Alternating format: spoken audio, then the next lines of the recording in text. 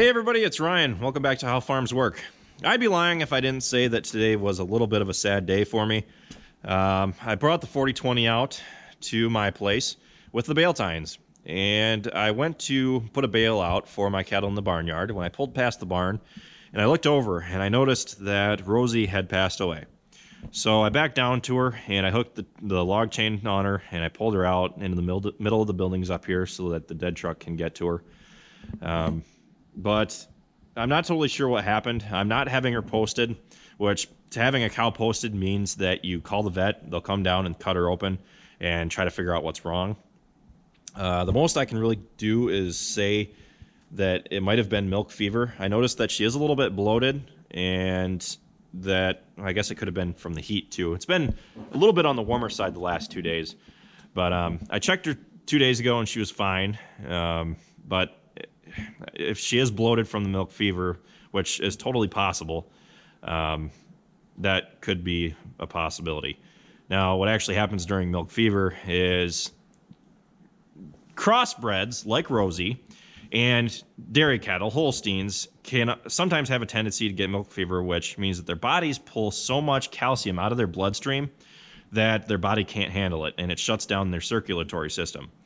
Now, it's a total possibility because Rosie was the product between a Black Angus bull and a Holstein cow. Mom bought her for me back in 2012, and I had bottle raised her next to Grandpa's calves in the hutches when we were still milking. And I had actually halter trained her, which her halter is sitting right up behind me. I hadn't put her on the halter anytime recently, but it definitely could have been milk fever. I checked her 2 days ago, she was fine, and then today she was bloated. So it could have been that. Can't be totally sure, but it's just something that you want to watch out for, especially if you raise cattle yourself. Anything that might have Holstein in it, definitely watch out for that. But it's nothing that you can really prevent other than making sure to keep a close eye on them. If you do notice it in its early stages, it is preventable. Now, farmers who have livestock that die do have several options for getting rid of their dead livestock. One of them is to have the dead truck come pick them up, which is what I'm doing with her.